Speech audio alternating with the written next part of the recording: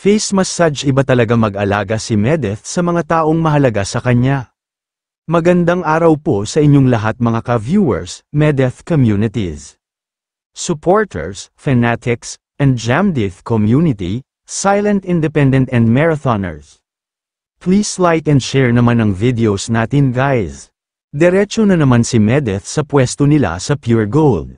Galing ng school para magbenta ng leche flan, ayaw niya sana daw na mag-live kaso kailangan daw talaga magtrabaho. Multitask ang hanggat kaya ipipilit daw niya, kaso napansin niya masyado daw matumal. Dati naman daw pag siya ang nagtitinda ang dami daw bumibili.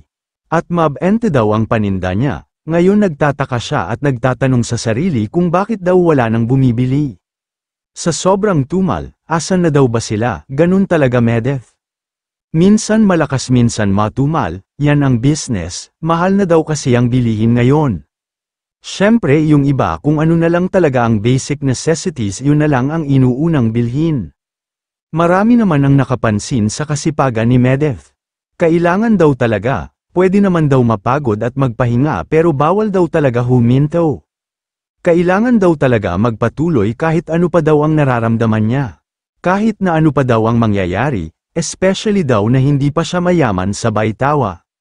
Hindi pa daw niya naabot ang mga pangarap niya, kahit mabagal daw ang usad niya. As long as umuusad daw, okay na daw yun. Wow, magbabakasyon pala si Medeth after ng school ends. Kasama si Mama Judita sa Samar, sa mga taga Samar dyan pwede nyo na abangan si Medeth at mama niya. Pwede nyo na makita ng personal si Medeth, matumal talaga ang araw na ito Medeth. Wala pa daw siyang benta. Hayaan mo na Medeth, bawi ka na lang ulit sa ibang araw. Bakit di mo i-try sa ibang pwesto baka dun mabenta? Try mo sa ibang location Medeth.